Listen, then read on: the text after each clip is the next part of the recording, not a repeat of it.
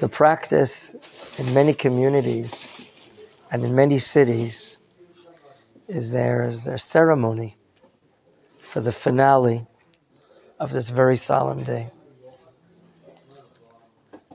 Last night, my wife and I went to Beit El and sat outside with this tremendous screen with about 700-800 people participating in the solemn service where in our community in Beit El, 2 boys that grew up in Beit El fell in the war.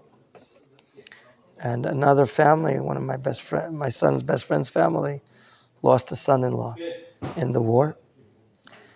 And on the screen, one of the screens, while the ceremony was taking place, an excerpt from fighting in Sderot and fighting in Ofakim erupted on that bloody day, the slaughter of Jews.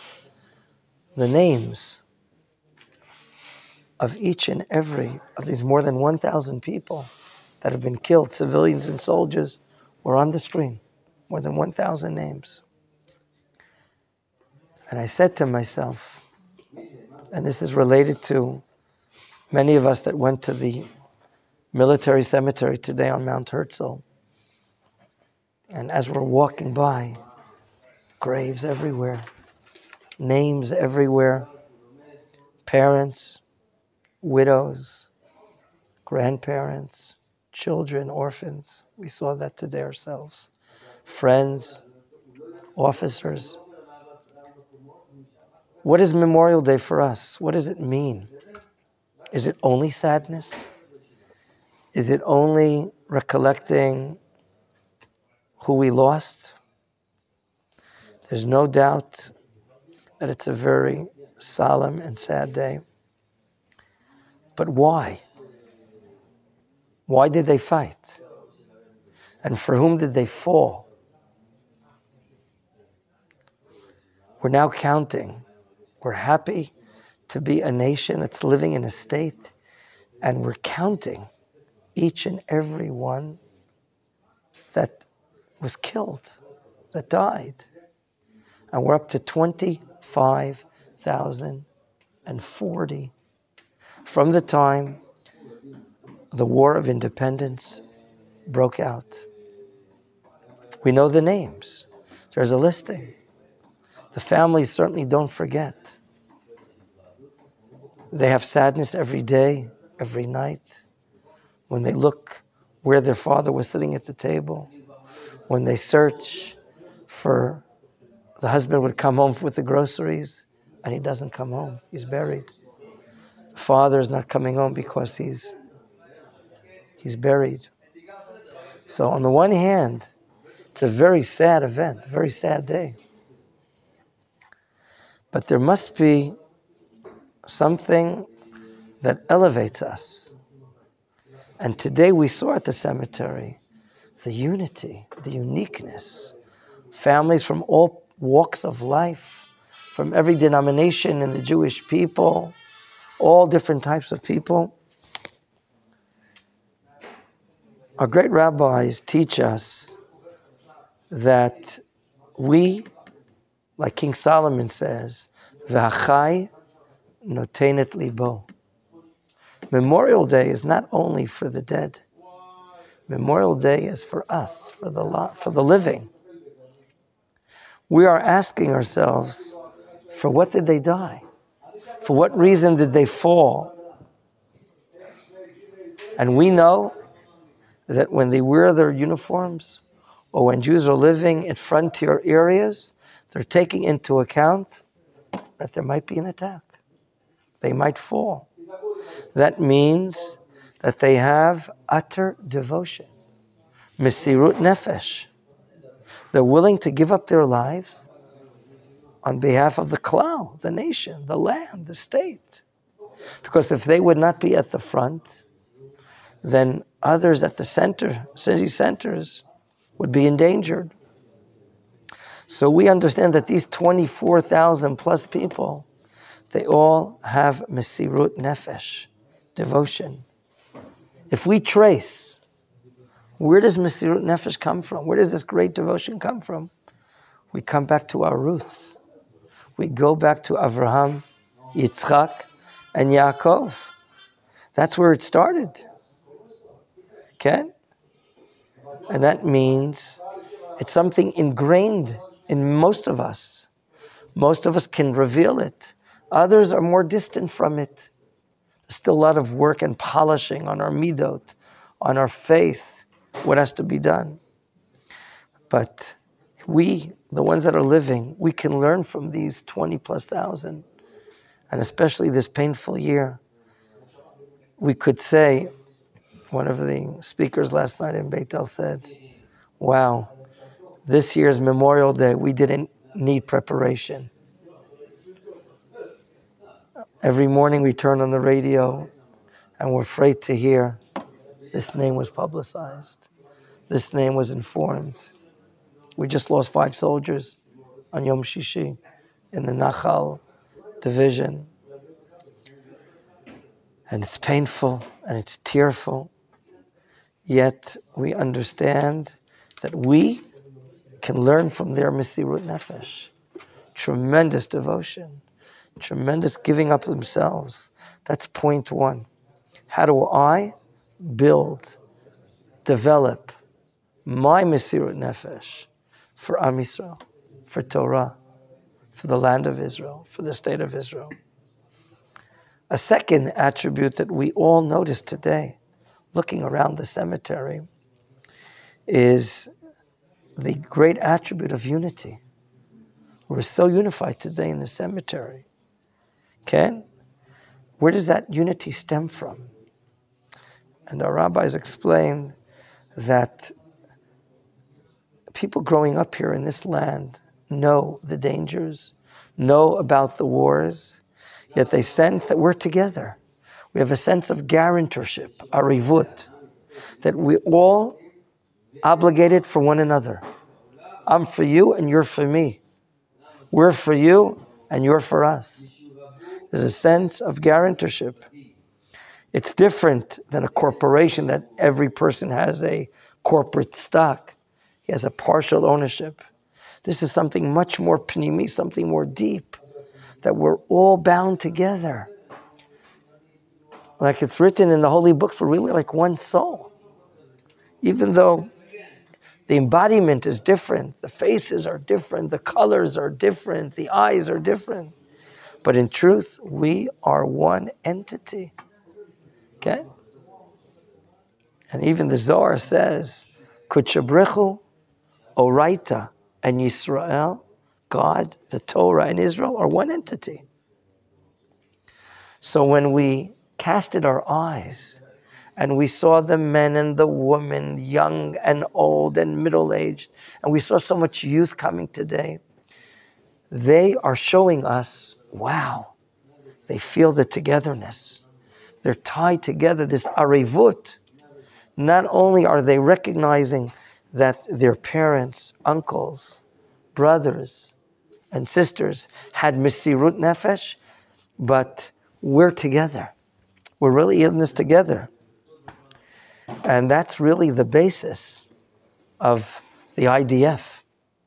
The basis of the IDF is that when someone enlists in the army and he takes off his civilian clothing and he wears, like everyone else wears, the same uniform, the same trouser, the same shirt, the same color pants, the shoes may be 2 different colors, but the basis of the IDF of Tzahal is a sense of guarantorship. We're all motivated to protect our nation. Wow. Youngsters, 18, 19, 20, or 21, 22, going into the army, they have this unbelievable understanding that we're in this together.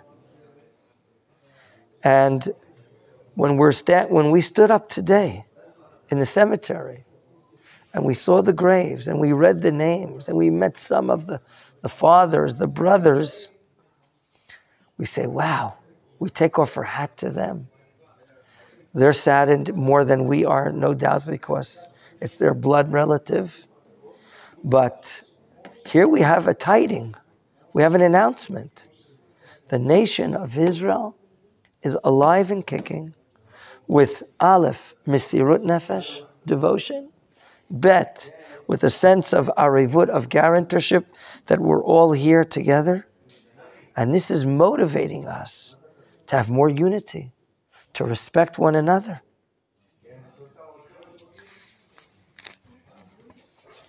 Many of us, almost all of us here, except for Nitai, I think, grew up in the Galut, grew up in the diaspora. We didn't feel at home there. It's not our real nation.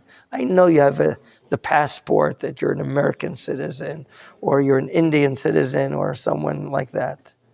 But we realize it's not our home. In fact, when we read the book of Yechezkel, we realize that being abroad is equal to Chilul Hashem, a desecration of God's name. You could be a tzaddik that you go to the shtibel every morning and evening in Brooklyn, and you buy super duper kosher pizza on Central Avenue and the Five Towns and so on and so forth. So you could be, wow, you're sanctifying God's name in the Galut. That's right. But that's called a Kiddush Hashem Prati. That's something by yourself, individual. The general situation is that we're in the Galut. It's a Chilul Hashem for Am Yisrael. And the opposite is true also, our rabbis taught us. That when we're in Eretz Yisrael, it's a Kiddush Hashem. The nation of God, we're carrying God's name. The nation of God is now sanctifying God's name by living in the land of Israel. Even though that private individuals don't respect Shabbat or don't eat kosher and don't do this, it could be that there's a Chilul Hashem Prati, individual, private. But the general concept is that when the nation comes back, it's a Kiddush Hashem. What does it mean for soldiers of Israel? When we quote the Rambam in the Laws of Kings and study about going out to war, he says, the Rambam, that we're going out to war to defend our own people, it's carrying the unity of God's name. When we're fighting a war here, it's for Yichud Hashem, the unity of God's name. That's why we're making a war. This is a concept that we didn't expect to see when the Rambam's talking about going to war. Okay? When the Jews come back from all the dispersed lands and come back here to the land of Israel, and we have to fight a war to defend ourselves against all our foes and enemies that every generation they come up against ourselves, we're defending God's name. We're carrying the name of God in the world. Okay? When we were in Chutz La'aretz, how much were we carrying on individual levels? In fact, the fact that we were dispersed in so many lands maybe prevented Holocaust in certain times. But here is Yichud Hashem. When we go out to do the shlichut of fighting a war, we are carrying God's name. We're protecting the name of God. That's what the Rambam basically is saying. That means the most secular soldiers that didn't study Torah, when they're wearing this uniform, they're carrying the name of God, whether they know it or not. They're protecting God's name. Because the Goyim are ready to not only mutilize ourselves, not only to depict the Jewish people, they want to say that the God of Israel is not a God. The God of Israel died. Therefore, today, Yom HaZikaron, we're dealing with life, not only the dead. Okay? These Kedoshim that we saw in the cemetery today, they're in a good place now. They're in the highest levels with Rabbi Akiva and the 10 martyrs and others. They're set up. We are the ones that are making the self-account, the cheshbon nefesh. We're the ones that are making a cheshbon nefesh today on Memorial Day. Why did they die? What is the great life that they were trying to protect, the Mesirat Nefesh that they had? Okay? Can we do it also? Can we sanctify God's name when we get up in the morning? Can I get up with my alarm clock in time to get to the Beit HaMidrash and pray to God, put on tefillin and do it properly and serve God every day? Can I utilize Mesirat Nefesh in my everyday life, even if I'm not wearing a uniform? Can I smile to others? Can I love all of Am Yisrael? Can I try to see what's the positive side of life and the half part of the cup that's filled up? Or will I only scrutinize? Will I only make negative comments? Our job, as our rabbis taught us, is to be partners with God. We're living in a period of time that we waited 2,000 years to live.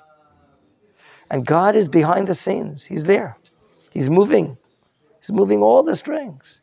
And there are many that are partners with Hashem. They're builders. They're defenders. They're people of Derech Eretz. They're doing whatever they can do in order to build a better society. A society that's based upon love and tolerance and acceptance.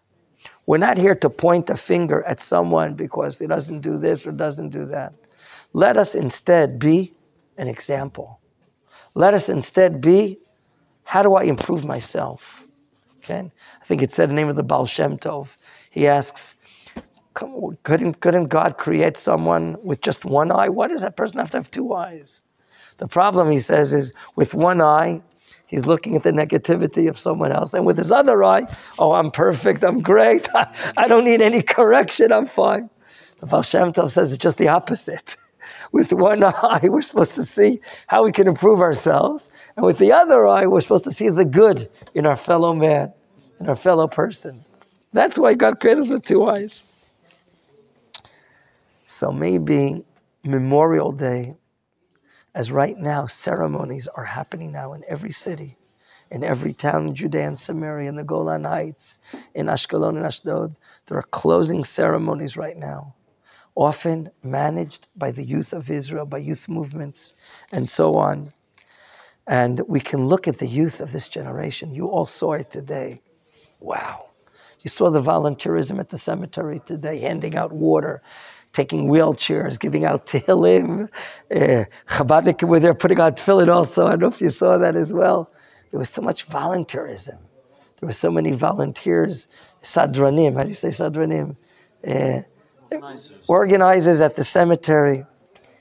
And the question we're asking is, if a person wants, he can remain in Canada. He can remain in the US and live a life of fun, live a life of excitement, and he won't be maybe damaged, although today we see how blatant anti-Semitism is going everywhere. Okay, and even our Shushan wrote an email back to Rabbi Rothman today. He says, wow, what's going on today in Germany and Europe with all these anti-Israeli protests and ever? He says, I don't know what's going to happen. It's a good question he's asking. He doesn't know what's going to happen. But if you want to live your life only in Canada or North America, then you're going to lose the greatest thing in the world. What is the greatest thing in the world? To be a partner with God. A partner with Hashem, building our country. Building our country is the greatest thing. Economically and spiritually and security-wise in all ways. In industry, in agriculture, in every way. If the fact that God sent us to live now in this generation, in the land of Israel, wow, nothing haphazardly happens. It's all by the hand of God. It's His plan that He wants us to be here. And if we're living in this year with all this turmoil of war and sadness of soldiers falling, yet we can see the tremendous heroic battles, the courage that people went out to fight wars and are still doing today, the tens of thousands of soldiers that are right now getting ready to go into Oz in addition to the others there, including one of our sons apparently. He's going back into Oz in the upcoming days, B'ezrat Hashem. And the fact that when the call was made out and 120% came, meaning people that weren't even called on Simchat Torah, they came anyway. They stopped doing their reserve duty, and they came anyway. 120, 130% of the people showed up. People got on planes immediately that were abroad in North America, and South America, and in Europe, and so on and so forth. So therefore, today, the solemn day of Memorial Day, Yom HaZikaron, we're one country, we're one nation, that we're receiving upon ourselves the blessing of God to be unified, to see how we ourselves can work on behalf of our nation. I want to share a short story with you about this young man. Books have been written about him. Much has been spoken about him. 18 years ago, Rabbi Klein, who learned in the yeshiva in Eli, in the Army Preparatory Yeshiva in Eli in the Shomron, and became a major in the Army after, with tremendous leadership. The person writing this little short article, printed from Chabad.org, Chana Weisberg. She writes that this is a name that until a few days ago had no meaning to me. He was a complete stranger about whom I never heard and who I never met. Yet an image of the last seconds of his life won't leave my mind. Roe was a son. He was a brother. He was a husband to Sarah and a father to a 3-year-old Gilad and 1-year-old Yoav. But most of all, Roe was a hero for all of us. He was a face and a name to many Jewish heroes spanning the generations. Again, you see the neshama inside him is so special. Major Roe Klein was a Golani Brigade deputy commander. He was killed in an ambush in southern Lebanon, in the houses of Bin Chabil, which is a large village in southern Lebanon. The Hezbollah terrorists killed 8 soldiers, including Roe, and injured nearly 24. There were 2 soldiers standing next to Roe, and what happened? A hand grenade was thrown at them. And Roe shouted, "Grenade!" Okay? Rimon, in Hebrew. What did he do after he screamed, "Grenade"? He threw himself, his body, over the grenade. He was willing to sacrifice his life for the sake of his own soldiers, who later attributed being alive to his act of selflessness. In the last seconds of life, Roe mustered the strength to shout, "Shema Yisrael." So he screamed, "Grenade," threw himself on the grenade, and shouted, "Shema Yisrael, Hashem Elokeinu, Hashem Echad." This is the prayer that Jews in the Galut would pray upon acts of ruthlessness, violence by Goyim to us, blood libels, lies. And we would declare at that time that we believe in one God and we believe there's going to be a better world. The prayer that so many martyrs, Jewish martyrs throughout the generations, called out when they were being led to their deaths. The writer says she can't stop conjuring what it must have been like the last seconds of the life of Roe Klein. What was he thinking about? What was flashing through his mind at that moment when he made that split decision to jump on top of the grenade? She writes, I can imagine seeing his beloved family in his mind, his wife, the 2 young children, who would now grow up knowing the father only from stories they would be told, only from pictures they would be shown. I'd imagine, she writes, thinking about his grieving elderly parents, his mother, Shoshana, who at the gravesite at the funeral, her voice cracked, and she cried out, "The pain is unbearable." And she said, the grandmother, "We'll look after the children and raise them according to what you left behind." Maybe Roe was also seeing the Shomron hilltop settlement of Eli, that he and his wife idealistically made their home, despite that there were others, brothers, that would want to dismantle these towns. It was for these loved ones that Roe served in the special units, his family, the land of Israel, in the special units of the paratroopers and Golani brigades. It was for them and for the ideals represented by Shema Yisrael that Roe diligently and courageously pursued his army service. And he advanced to a point where he would have been promoted to battalion commander. And what a colossal contrast between Roe and his enemy. And the same thing is for today in Gaza and Judea and Samaria, and in Syria and in Lebanon, I'm adding. Rabbi was there to ensure a peaceful existence of his people in their homeland. He was there to safeguard the innocent lives of his children and the lives of his nation, to ensure that people could live in their homes in peace and tranquility. That's idealism. That's being together with God to build this nation. He wanted to guarantee that they continue their ordinary day-to-day activities. Activities like shopping in a mall without being blown to bits. Like eating a family meal together in a pizza shop without worrying about flying shrapnel. Like praying in a Beit Knesset without having to run for cover in a bomb shelter. Or like sending their children to a Talmud Torah, to a kindergarten, without thoughts of bullets penetrating the school bus. Rabbi was there to defend his people against those that vowed their destruction. Even in his death, he sacrificed his life to ensure that his two fellow soldiers would continue to live. Let's picture the enemy. The enemy is there to cause as much death, devastation, destruction, fear as much as they can. Our enemy is eager to send their young, strapped with bombs, explosive bombs, and stuffed with nails on missions of suicide bombings, like we spoke about one of our students 20 years ago, Yona Molina. As long as they're death, they murder as many Jews as possible with them. He would launch a rocket after rocket into densely populated Jewish cities, like happened in this war, so that hospitals healing the sick and homes housing the elderly will be destroyed together with the lives of those inside. So what a contrast. What the difference. We're peaceful people. We pray for peace 3 times a day. Roi's enemy was willing to die to bring death and mourning to as many as possible.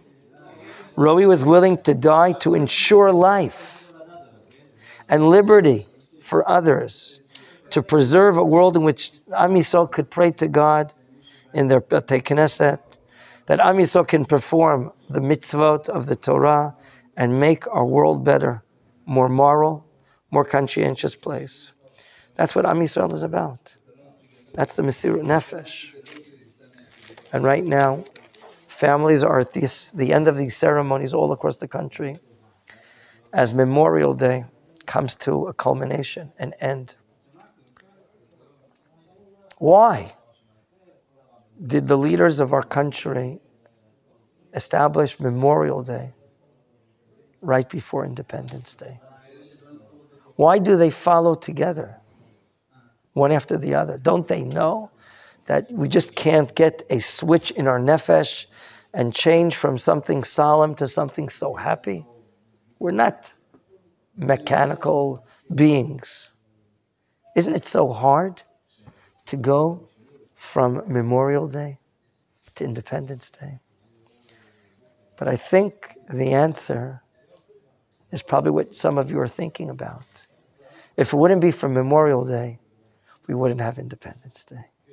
If it wouldn't be for the devotion of the hundreds and hundreds of thousands of Jews here in the land of Israel over the last 80, 90 years, millions of Jews, we can say, with devotion, self-sacrifice, motivated to produce unity and give up life for others, we wouldn't have Independence Day. They're really one entity. The devotion and the utter self-sacrifice of those that fell gave us Independence Day.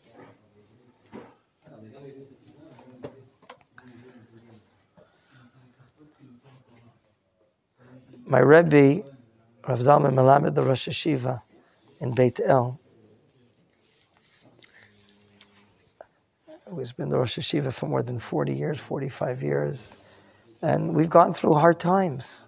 The first Intifada, second uprising, first Lebanese war, the second Lebanese war, and now this war. We have a lot of difficulties. In relation, you said Rav Zalman Melamed, relation to the Eliezer Melamed? That's his oldest son. Cool. Rav Melamed would write with all the difficulties and the ups and downs and the evacuating of our brothers in Gush Katif and all the former anti-religious matters happening in the country, he would say, on the day of independence, I'm happy to give thanks to God for two things to say thank you. On one, a general favor that he did for the Jewish people, that he gave us the establishment of the State of Israel.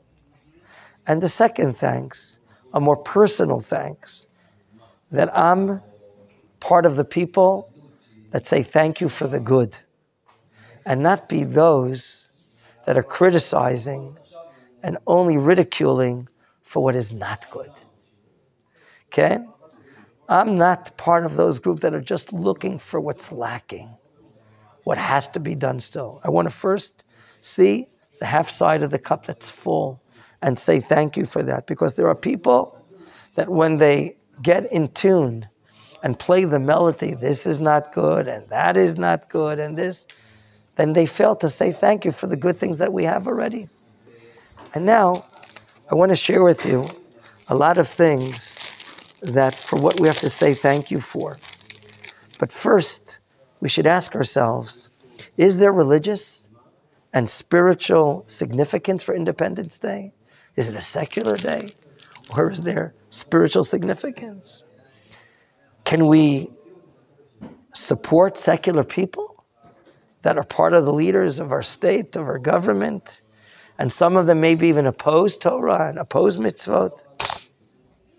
And what is the actual mitzvah of today, of Yom HaTzmaut? And we'll open up and say the famous psalm of King David, Shir HaMa'alot, Beshuv Hashem et Shivat Zion. He yearned for the return of God, the return to Zion, and he said, Hayinu kecholmim, we were like dreamers. What does he mean that we were like dreamers? Ibn Ezra says we're like dreamers for the redemption. It's like a dream. It's so far from us. We're dreaming about it. It seems to be beyond, far away.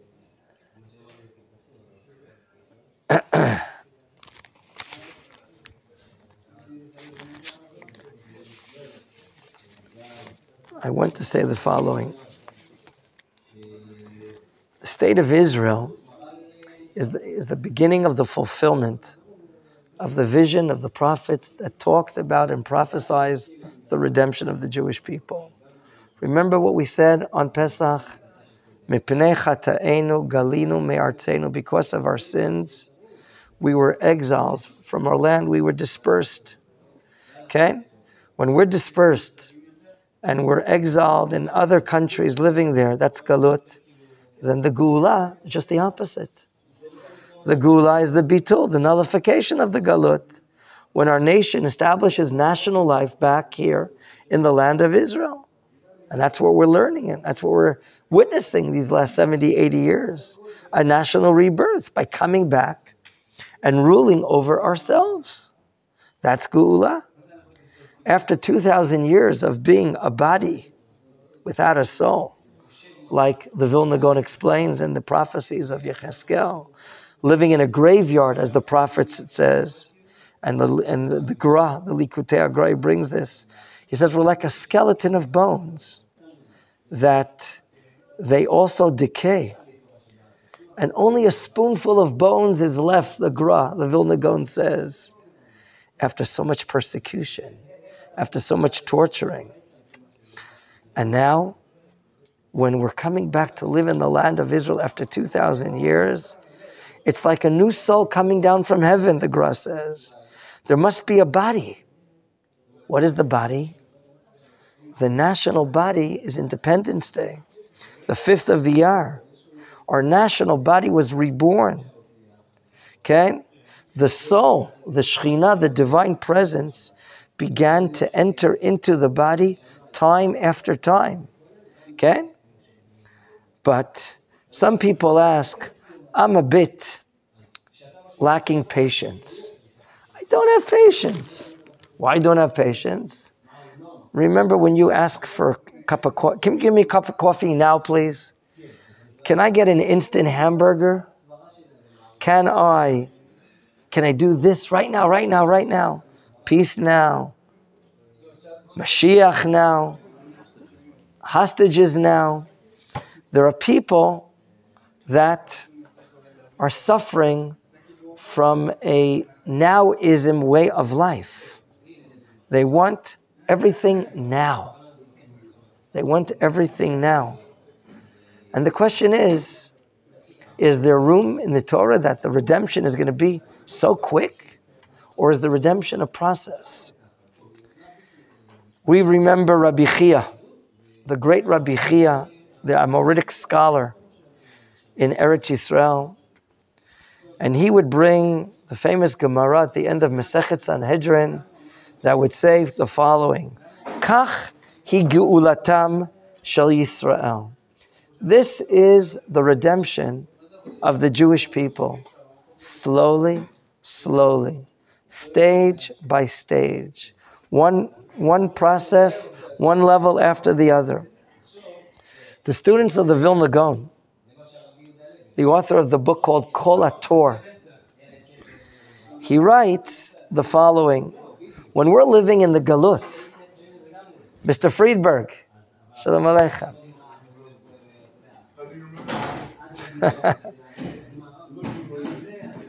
A gentleman I want you to meet. Do you remember when we spoke at the wall, the memory wall? We mentioned Herb Friedberg's son, Yoshua Friedberg, I told you about today, from Montreal. That was a great student, Machon Meir, a hero in the Israeli army. And he was abducted, like I told you the story, and then we found him murdered. Hashem Yikom Damo, may God revenge his death. Herb came for the solemn Memorial Day and also Independence Day. And his neighbor, Mayor Witt, was a student here, 33, how many years? 34? No, tell me. 31 years ago, Mayor Witt was our student. And they've arrived from Montreal for these days. And B'ezrat Hashem, Mayor is going to be joining us living in Eretz Yisrael very soon, as his children have led the way for him. So in the book Kol HaTor, we're addressing the matter: why isn't our redemption instant? Why isn't it quick and so fast? And there, in the book Kol HaTor, he says when we're living in Montreal, New York, in London, and even in Sydney and Melbourne, really spiritually, we're living in the Galut. We're used to darkness. One generation, another generation, another generation. Our eyes are used to spiritual darkness. Okay? It's very hard to absorb the light. Someone leaves Melbourne and comes to study Torah in Yerushalayim and Machon Meir. It's almost blinding. How many people that didn't have preparation to come to study here? It was very hard for them. The light was so great. I once asked Hashem the following question: what do you think, God, about skipping the first 5 hours of the day and at 6 in the morning let us have sunlight like it was midday? And you know what God told me? He said, you'd be blinded. You wouldn't be able to absorb, to accept so much light in one shot after a dark night. You wouldn't be able to tolerate this extreme situation, this extreme change. So too, the process of the Geula. The light, the goodness that is coming is accompanied with difficulties, pain, affliction, the mighty soldiers falling. It's all part of the process. But God wants us to be partners in this process. Okay? What process? We're now, for the first time in 2,000 years, able to perform the great writings of the Ramban. Nachmanides' analysis in the book of Mitzvot of the Rambam, which he writes that the mitzvah of settling the land of Israel is twofold. Aleph, it's to capture the land. The land has to be captured. That's part one. And number two, the land has to be settled. And therefore the Ramban asserts that the conquest of the land of Israel is a mitzvah for the Jewish people for all generations, and that we're not allowed to allow any part of the country to fall in the hands, any of the remains of it, under Gentile control. And therefore, it's a public mitzvah. How do we make sure that the land remains under the control of the Jewish people? Now we learn a new word in our dictionary that we're not used to learning Torah. It's called a state. We need an organization, a system, to control the land, to set up an army, to preserve what's going on here. And therefore, Yom Atzmaut is our happy day of implementing Jewish sovereignty in our country. Okay? The 5th of Iyar, when America warned us, do not declare a state.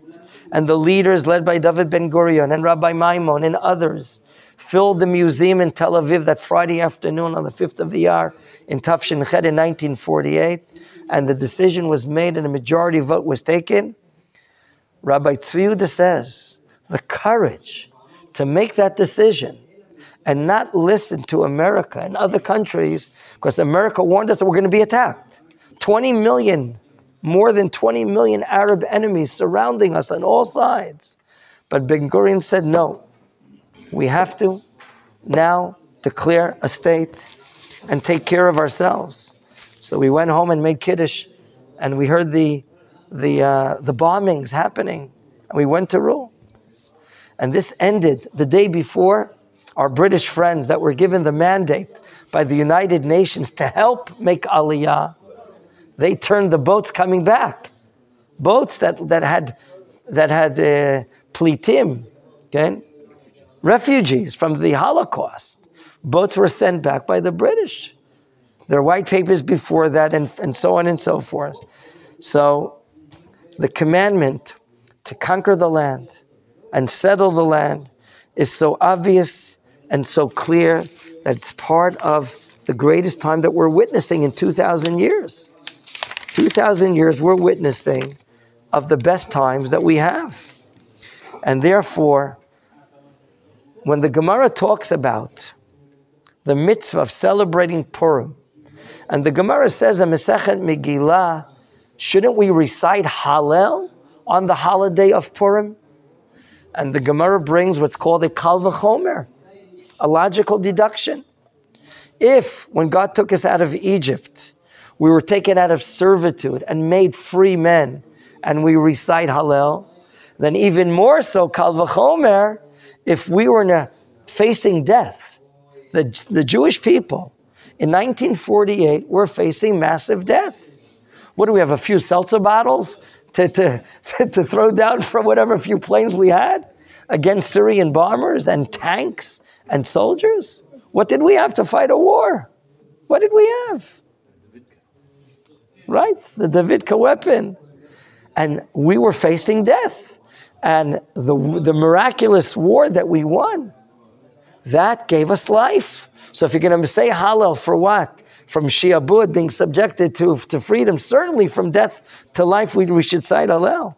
We were given life, public life, national life. We created a state. There's a rebirth, a resurgence through the soldiers of Israel, through the winning the war. But that's not the only thing. Today, 76 years later, today we're a power, an economic power, a military power. We're spiritually growing, more yeshivot, more Torah is being studied everywhere. If we would look with a proper perspective that the basis of the redemption is Aliyah to Eretz Yisrael. One of our great rabbis, Rabbi Shmuel Eliyahu, the great son of Rabbi Mordechai, the chief rabbi of Tzvat, he writes, if we look what happened 500 years ago when the Arizal, Rav Yitzchak Luri, made Aliyah to Eretz Yisrael, together with Rabbi Yosef Cairo, the author of the Shulchan Aruch, and their students to Eretz Yisrael, how many Jews were living in Eretz Yisrael then? And only 250 years later, Rabbi Chaim ben Attar, the Or HaChaim HaKadosh, with his students, make Aliyah from Morocco to Yerushalayim. Rabbi Chaim Abulafia builds a congregation in Tiberia. 200 years ago, how many Jews were living in Israel? 7,000 Jews. And then the Gra and the Baal Shem Tov are urging their students to make and they themselves wanted to, but they couldn't do it. And some of their students are exercising the right, and they materialize their dream and aspiration to make Aliyah to Eretz Yisrael. They made a count. They made a count of how many Jews were living about 170 years ago under the Ottoman Empire. Okay? And there were about 25,000 Jews. 25,000 Jews 170 years ago. What is that? And they were buying lands, buying property, building houses. And the Turks then saw what's going on. They stopped the Aliyah. They forbid Jews to make Aliyah to Eretz Yisrael to acquire property. But it didn't help them. Pre-World War I, we already was the first Aliyah coming from Europe and other countries. Okay, pre-World War I, we were 84,000 Jews living in the land of Israel. If Rashi would know this 1,000 years before, we'd probably drink a l'chaim. We would be dancing in heaven. And then, what did the Turks do in World War I? The Turks chased out thousands of Jews out of the land. But the British, thanks to Lord Balfour, and the Balfour Declaration declares that Eretz Yisrael is the Tanakhic, historic homeland of the Jewish people. Maybe because of this, God had preference of the British over the Turks. That a righteous person like Lord Balfour declares the declaration, and now this empire of the Turkish Empire ends for what purpose they had here and the troubles they caused. And now the British receive a mandate from world nations to control the land of Israel. And during the 30 years of their control, okay, until they're asked to leave, Baruch Hashem, at the eve of the declaration of the state, do you know what the rise of Jews was here in the land of Israel? Only 5% of the Jewish people in the world were living here at the time of the declaration of the state. Okay? Or it rose in spite of what the British wanted. And now we were more than 600,000 Jews at the time of the declaration of the state. And now when the state is declared, this is exactly the purpose. The making Aliyah to Eretz Yisrael can be done publicly, warranted by a country, a state. The Jewish agency is developed. Lands and cities and agriculture and factories are being built. For more than 102 countries, Jews start coming to the land of Israel in the merit of the declaration of the State of Israel. Wow. That's being done publicly. Over all the centuries, a Jew could endanger himself to make Aliyah to Eretz Yisrael and do it on a private level. But now, we can do the mitzvah of settling the land of Eretz Yisrael on a public scale. And 4 or 5 years ago, the population here inside Israel was about 6.5 million people. It was almost 50% of the world Jewish population. And today, we're about 8 million, close to 8 million people, or even more. We're now witnessing the fulfillment of the words of the prophets. We're now witnessing the words of the prophets.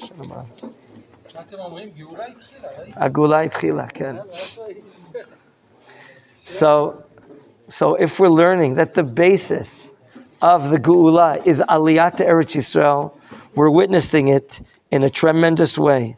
If you look just at this chart, you see how the Aliyah now, since 1950, the 50s, the 60s, and the 70s, how by the hundreds of thousands is rising and rising. That right now we're more than 8 million Jews living here. Do you see it? The chart is proving that the Aliyah to Eretz Yisrael is on such a rise that we're going further and further. The land is being filled with Jews all over the place. You can see it handed out to people. But it's not only that. The technological revolution that's happening because of the state of Israel, okay? Development and of all fields, especially in agriculture. We know that we're the leaders of agricultural technology. Okay? We have what's called today enriched compost. We have irrigation methods of irrigation of fields in the desert. We have genetic agriculture. Medicine in Israel is on the rise everywhere. I heard an amazing story. It was told to us today at the ceremony. One of the doctors from Soroka Hospital who developed a certain type of immediate care and even performing operations on the fields, he was shot at, and one of his students next to him, who learned the course how to do operations right there and then, tried to save his life by doing an operation there. Just the medical matters that are happening here in the country do I have to tell you about startup companies, Nobel Prize winners? Okay, nations are accepting Israel, opening up embassies in many different places all over the world. Okay,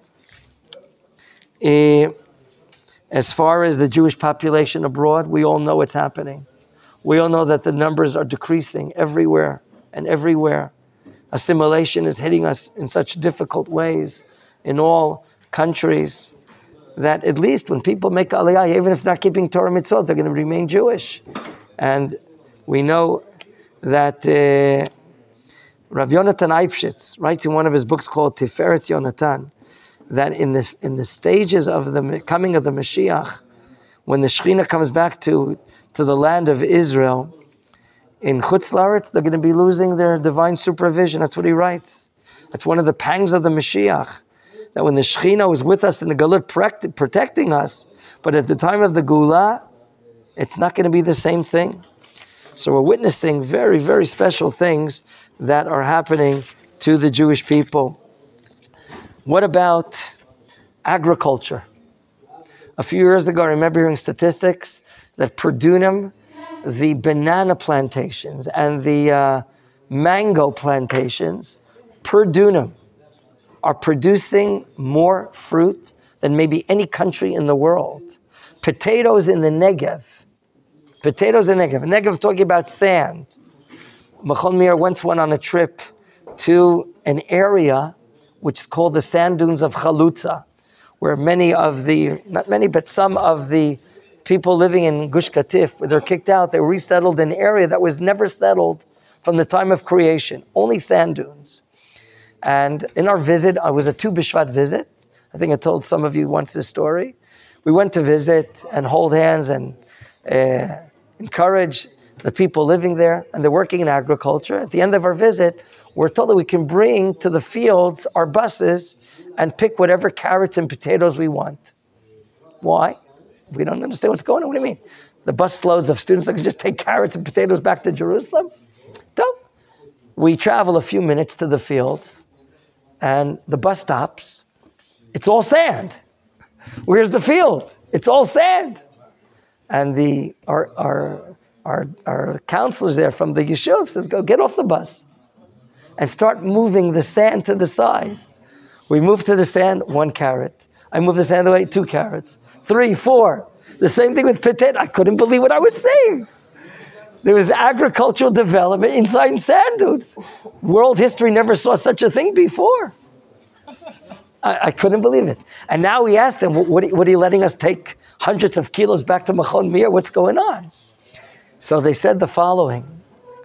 If we would pick all these vegetables, the yield was so great, if we flood the markets of Ashkelon and Ashdod, the price would probably plummet all the way down. And therefore we preferred not to pick all the vegetables in order that the price of what we did pick up beforehand, at least we'll have a stable price and make some money. Otherwise, the price would go down. Eretz Yisrael is a land of blessing. It's the realization of the prophecies of the prophets. Okay? The grapes that are grown here are producing of the finest wines that you can find in a Dicari Plaza, Montreal restaurant, of the finest wines you can find in New York and Montreal and in Melbourne and Sydney. Okay? The wines today are winning prizes in taste contests all over the world. It's a fact. The wines that are growing in these special areas of Shiloh and the Shomron, where they're not producing large quantities, but it's very special wines. They produce less bottles and they cost a lot of money. And it's happening in the Shomron. It's happening in Gush Etzion. We're going to travel tomorrow. It's happening in Hebron. It's amazing. The dates, the tamarim that were growing here. I remember when I was in my early years working here in Mechon Meir, and we made a trip to Eilat, and one of my wife's brothers studying in a kollel group from Merkaz Arav in Eilat. And we stopped off in a kibbutz, which today is called Yotvata, has a gigantic dairy farm. And there was a Choser B'Tshuva studying in Mechon Meir those years. I'm talking, this is something about 34, 35 years ago. He takes us on a tour of the dairy farm, and he tells us how scientifically they're making sure and caring for each cow, how much milk she produces today, how much milk tomorrow, if she's sick, how she's taken care of. We were told that today, if 100 years ago, a cow would give approximately for a year 4,000 liters.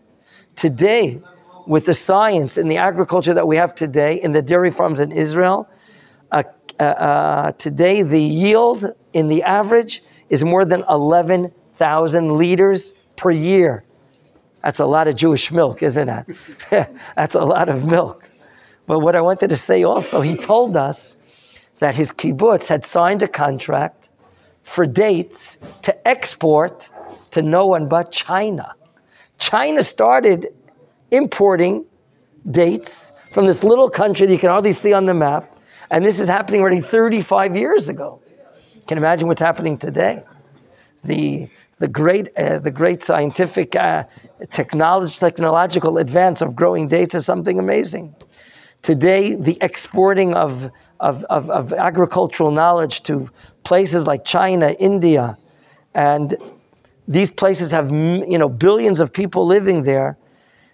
It's a known fact that the places that we're exporting technological advance, they're doubling the yield because of Israeli technology, Israeli knowledge. All of this is foretold to us by the prophets.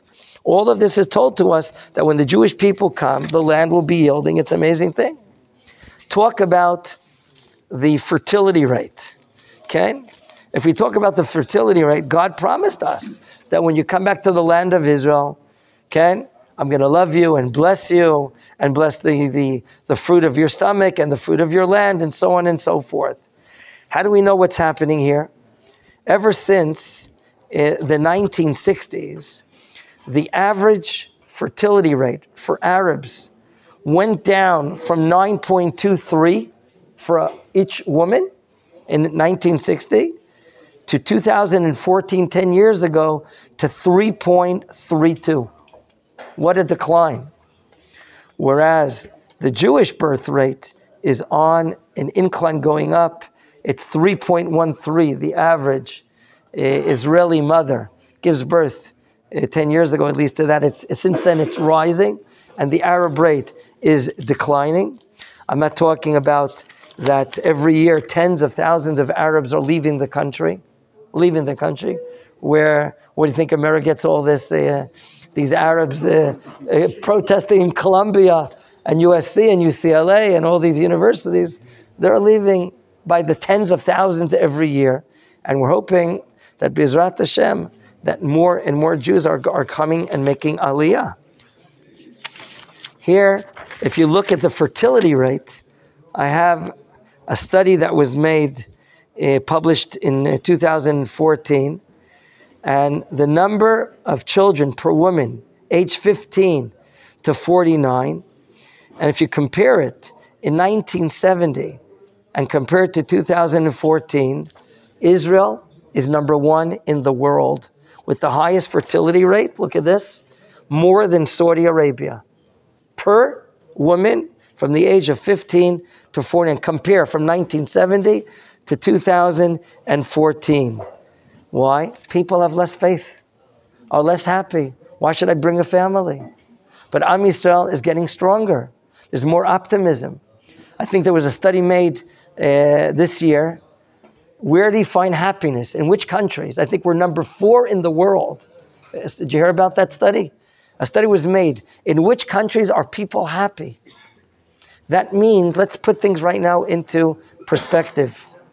With all due respect of high taxation to support the biggest budget for the greatest army, with all due respect that we have social differences and difficulties, with all due respect that we have to be alert for war at any time and every time, and we failed this time, and that's why so many fell and fall.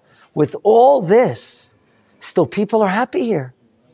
Even though they have to pay for a car what's double that they would pay in Teaneck, New Jersey, because of 100% taxation.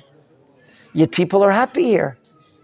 And people are doing well. Nachon, there's poverty, but there's so much voluntarism. There's so much care and welfare. Why? Because the state exists and we feel together that we're one. We're a unified entity. And there's a sense of guarantorship like we spoke about at the beginning of today's shiur.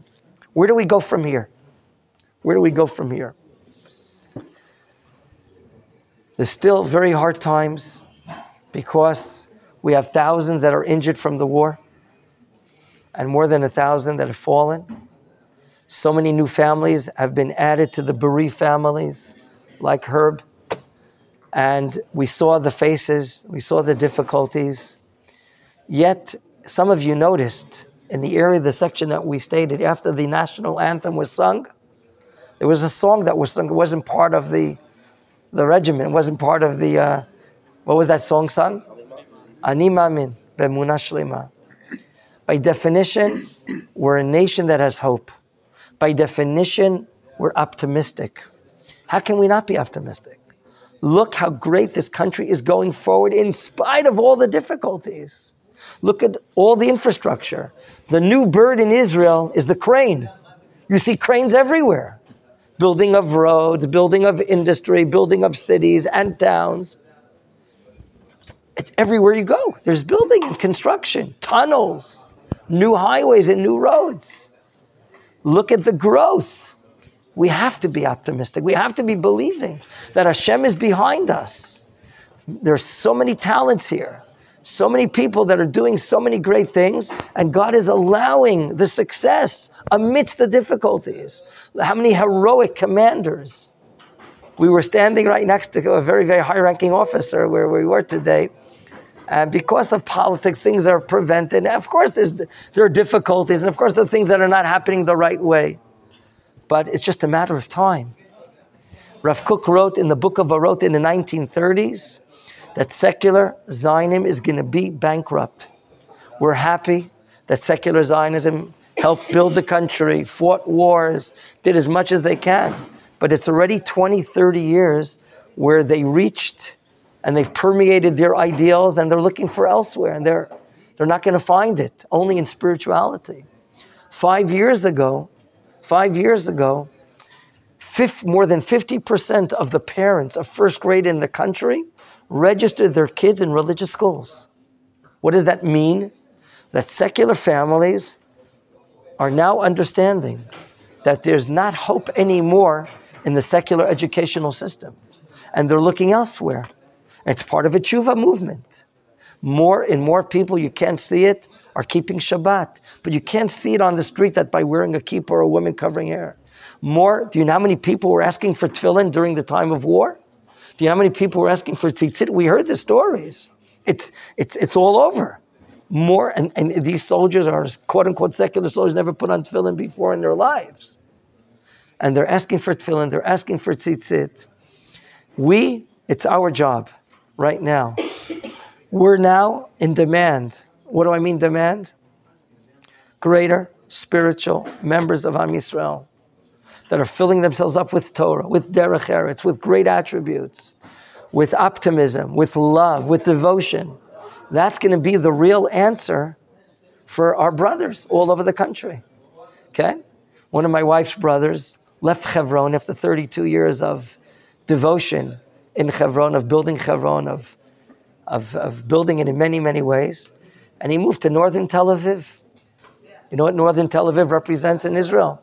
That's like the hot pot of secular Zionistic people, okay? And the high class Ashkenazi Supreme Court judges, the high class super, what do we call them? Ashkenazi assimilated Jews of several generations. And you know, every Shabbos night, he has 15 to 20 people at his table. There's thirst. People are thirsty. People are looking elsewhere. But what we have to have a lot of humility. We're not here to look down upon anyone, God forbid. We're here to give mutual respect to our brothers. And they're not at fault that they didn't study Torah, not their fathers, not their grandfathers. And we have to be on ready, a sense of readiness to provide Torah study, to provide chavrutot, to provide hosting people. Every Shabbos, we're in charge of hosting soldiers where we live. And there are times that every few weeks we host the soldiers and make sure someone else is doing it. And there are many times soldiers, the first time they're at a Shabbos table in their life. They never had a Shabbos table before. Okay? Except for the Sephardi ones. When you ask the Sephardi soldiers, would you like to make Kiddush? Of course, give it to me. You give him a kippah, he makes Kiddush. He's like doing it like every week as if. He doesn't do it, he goes to his grandfather, he does it once every few months. So the Sephardim, they're not assimilated, but the Ashkenazim, unfortunately. B'ezrat Hashem. Am Yisrael is going forward, and Am Yisrael is getting stronger, and we're going to win this war, and we're going to get stronger, and we're praying for the hostages to be released, and the sick to be healed, and give a lot of siyata d'shmaya for the soldiers right now fighting in Gaza. And there's going to be more going in, B'ezrat Hashem. They should be successful in every mission, and God should watch over them. And B'ezrat Hashem will celebrate next Yom Ha'atzmaut with more victories in the Gaza Strip and Judea and Samaria. Amen. Ken Yiratzah.